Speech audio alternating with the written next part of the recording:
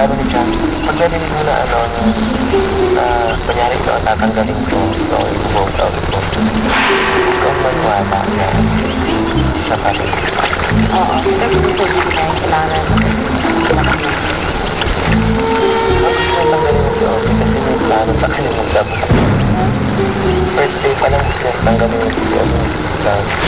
Si Obi. unahin niya ako kasi hindi niya matatanggap at gagawin niya yung Naniwala ako sa sinabi ni John na, no, Trisha, from day one, Aubrey wanted you out. Aubrey wanted to vote me out also because I'm the strongest.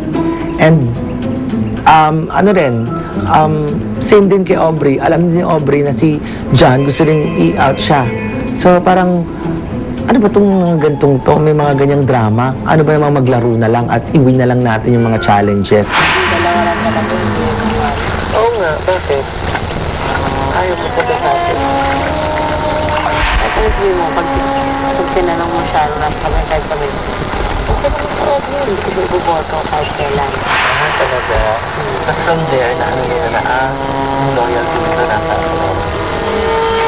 Hindi naman ang plano of pag kung may matanggal sa inyo, ikaw, and then siguro si akin muna, then si Erwin, hindi ko napapansin sa susunod sa pagpili. Oo. Halata namin na ikaw lang ang nalila na tapos sinisita namin yung tatlo lagi na kumpulan. Yung loyalty ko ngayon na kay ano, nasa inyong dalawa na Pwedeng tanggalin natin okay, and kung ito pa, si Erwin. Ay nako, instead na protektahan mo yung sarili mo, pinoprotektahan mo yung ibang tao. Kasi di sinagaya mo sa alliance namin, protektahan namin bawat isa. Pero syempre, alliance ni John, syempre magpapaprotekta silang dalawa.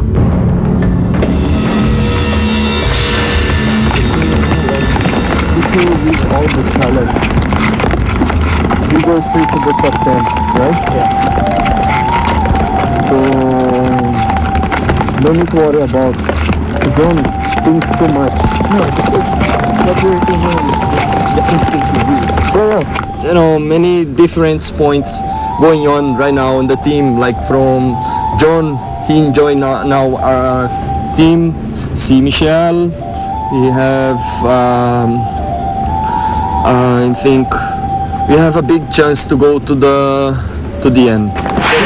My now, I don't care, don't think too much about it right now. I just want to have fun and just, you know, concentrate my game. My game is to win. Win all the challenge, and then we win the world challenge. We have more things.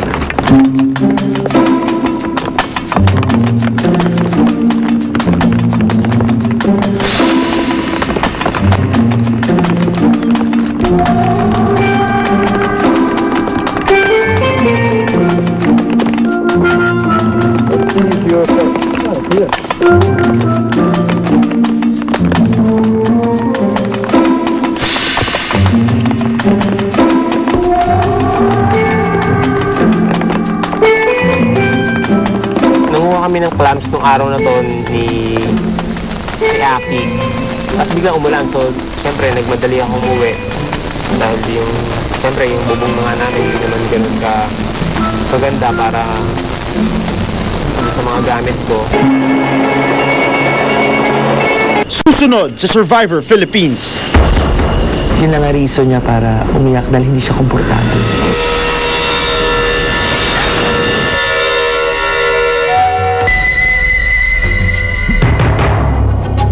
Ano naging criteria nyo sa pagpili kung sino ang iboboto?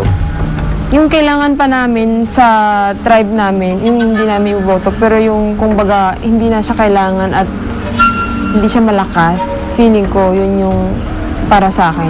Siyempre yung nakakatulong ka na sa camp, at the same time, malakas ka pa sa challenges. Vote out ko yung taong alam kong wala nang masyadong pakinabang. Simulan na natin ang pagboto.